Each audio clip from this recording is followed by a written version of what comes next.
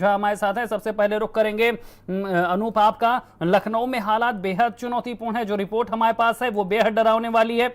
सरकारी अस्पताल में सुनवाई नहीं है, प्राइवेट में बेड यहां पर फुल बताए जा रहे हैं, अभी भी रेफरल मांगा जा रहा है। कोविड मरीजों को तब तक सुविधा नहीं मिले जब तक सिफारिश नहीं। ऐसे में कोरोना की लड़ाई राजधानी में कैसे लड़ी जाएगी?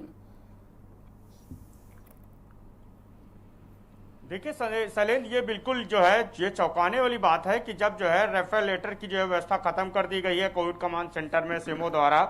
इसके अलावा जो है जो प्राइवेट हॉस्पिटल हैं उनको जो है सीधे तौर पर निर्देश दिया गया है कि वो बेडों की जो संख्या है, इसके अलावा जो तमाम डिटेल है वो जो है बाहर जो है चस्पा करें, साझा करें। बावजूद इसके कोविड कमांड सेंटर जो बनाया गया है वहाँ पे बड़ी संख्या में लोग पहुँच रहे हैं और उनका ये आरोप है कि जब वो हॉस्पिटल पहुँच रहे हैं तो उनको सीधे बोला जाता है कि आप रेफर लेटर लेकर के आइए सीएमओ का, उसके बाद ही जो है हम आपको जो है एडमिशन दे पाएंगे। तो यही वजह है कि इस सफ़र के बीच जो है जो परिजन है उनका जो मरीज है वो जिंदगी और मौत के बीच जो है जूझ रहा है और कई मौतें भी जो है इस बीच हुई हैं।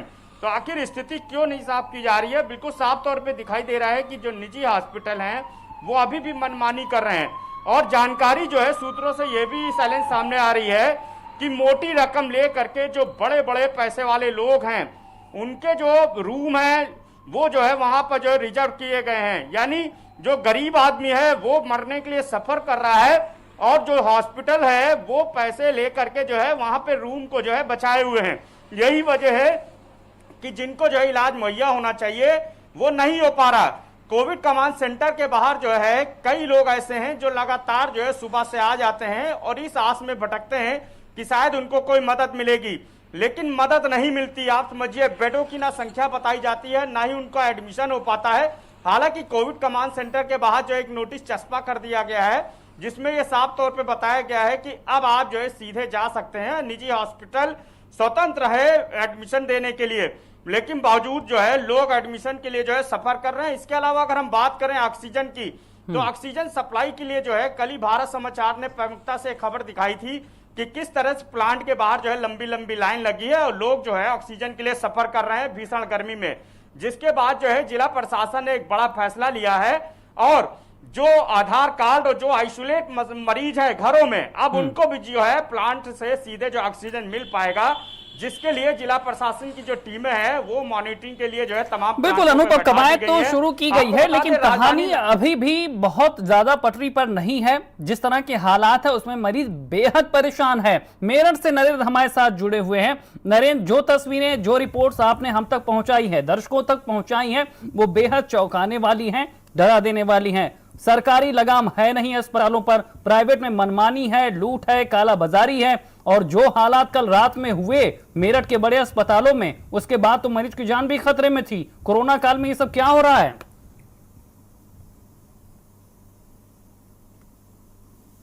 देखिए, अस्पताल जो है पूरी तरीके से मनमानी पर उतरे हुए हैं और ये हाल तब है जब बहुत मोटा पैसा वो मरीजों से वसूल रहे हैं। इसके बावजूद वहाँ पर ना तो वेंटिलेटर का इंतजाम है और ना ही जो ऑक्सीजन है उसका पर्याप्त इंतजाम है। रात को 11 बजे आनंद अस्पताल में सब मरीजों के परिजनों से कह दिया गया कि वो 1 घंटे के अंदर या तो ऑक्सीजन का सिलेंडर लेकर आएँ या फिर अपने मरीज को यहाँ से ले जाएँ। अस्पताल का ऑक्सीजन खत्म हो गया है। करीब 1.5 से 2 घंटे में बैकअप आ पाया, तब जाकर स्थितियां संभली और इस दौरान एक सब इंस्पेक्टर जो वहां पर मौजूद एडमिट थे उनकी मौत हो गई। और आपको बताएं कि बहुत सारे ऐसे मरीज थे जो दूसरे अस्पतालों में शिफ्ट करने पड़े, खुद सीएमओ वहां पर पहुंचे थे। इसी तरह के हालात एक गणपति अस्पताल है वहां पर भी हुए। वहां भी कह दिया गया कि वो जो परिजन है वो अपने मरीजों को ले जाएं। हालांकि उन लोगों ने जो टैंकर में सिलेंडर मंगवाए थे उस टैंकर को जो प्लांट है वहीं से एक अधिकारी आनंद अस्पताल की तरफ ले गया और इधर जो लोग थे वो तरसते रह गए।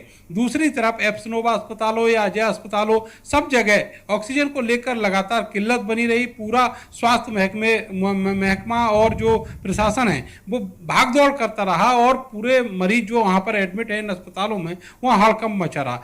एक सबसे बड़ी बात ये कल निकलकर सामने आई, जो सरकार की ओर से जांच कराई गई है कोविड अस्पतालों की, वहां पर कोविड अस्पताल जो निजी अस्पताल घोषित किए गए हैं वो लगातार मनमानी कर रहे हैं। वहां पर बहुत सारे ऐसे मरीज भर्ती है जिनको ना तो ऑक्सीजन लेवल डाउन है और ना ही उनको अस्पताल की जरूरत है। वो होम आइसोलेट हो सकते थे, लेकिन वहां पर उनको भर्ती कराया गया। वजह यह है कि वो दूसरे प्रांतों से आए हैं, बड़े रईस लोग हैं, दिल्ली से आए हैं, गाजियाबाद नोएडा से आए हैं, गुड़गांव से आए हैं, फरीदाबाद से आए हैं। ऐसे मरीजों को यहाँ पर 15-15 दिन से 10-10 दिन से बिल्कुल, यानी अस्पताल अपना फायदा देख रहे हैं नरेंद्र, उनको इससे कोई लेना देना नहीं है कि मरीज कितनी मुश्किल में है, उसके सामने चुनौतियां किस तरह की हैं, बस उन्हें मुनाफा देखना है, लूट करनी है, सुविधा का तो सवाल ही नहीं है। ऐसे हमारे साथ झांसी से बने हुए हैं, ऐसे झांसी के हालात भी कोई बहुत ज्यादा सुकून देने वाले नहीं है। बुंदेलखंड का बड़ा ये जिला है और हालात इस तरह के हैं कि 2 दिन पहले मौत हो गई मरीज की, उसको बांध के इलाज किया जा रहा और पैसे वसूले जा रहे हैं मरीज से। वेंटिलेटर, ऑक्सीजन, इन सब की तो कोई बात ही नहीं है।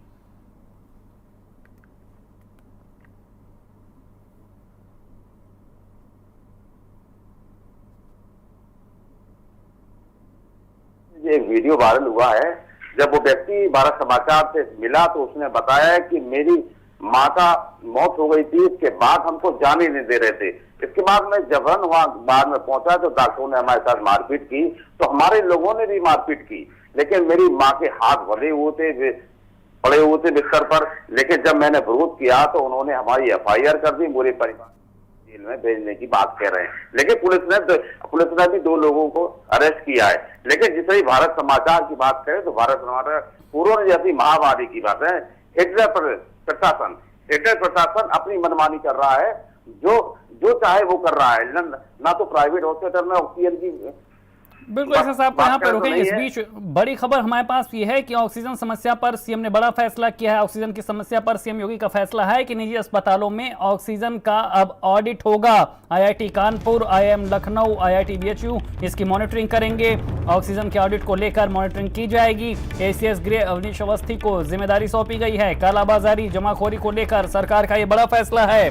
बड़ी खबर हम आपको बता रहे हैं किस तरह से योगी सरकार ने ये बड़ा फैसला किया है। और इसी खबर पे हमारे साथ लगातार अनूप बने हुए हैं। अनूप, जिस तरह से लगातार कालाबाजारी हो रही थी, प्राइवेट हॉस्पिटल्स मनमानी कर रहे थे, अब ये बड़ा फैसला लिया है सरकार ने।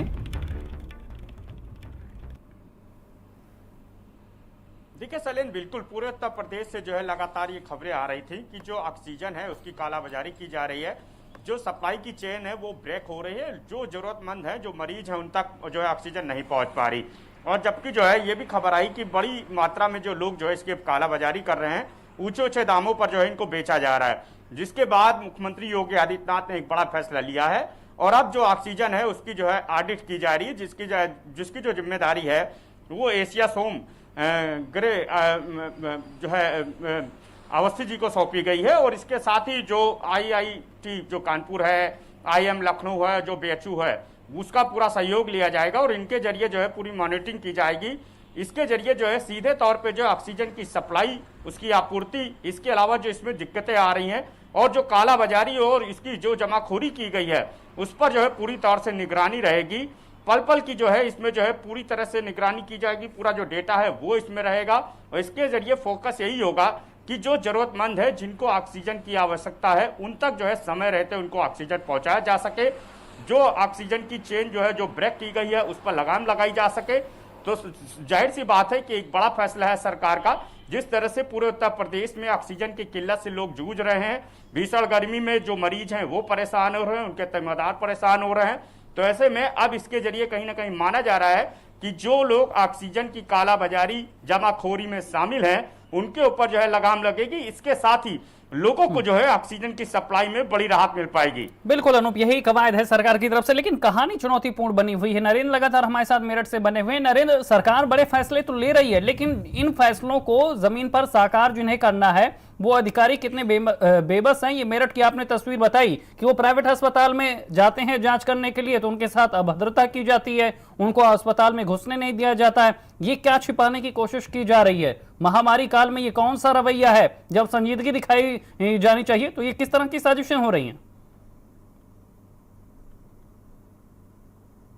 देखिए, जो निजी अस्पताल कोविड अस्पताल बनाए गए हैं, जिनको अप्रूवल दिया गया है, वो सब इस समय आपदा में अवसर खोज रहे हैं और बहुत मोटा पैसा कमा रहे हैं। यहाँ पर जो केएमसी अस्पताल है, वहाँ कल एक स्वास्थ्य विभाग की टीम गई थी।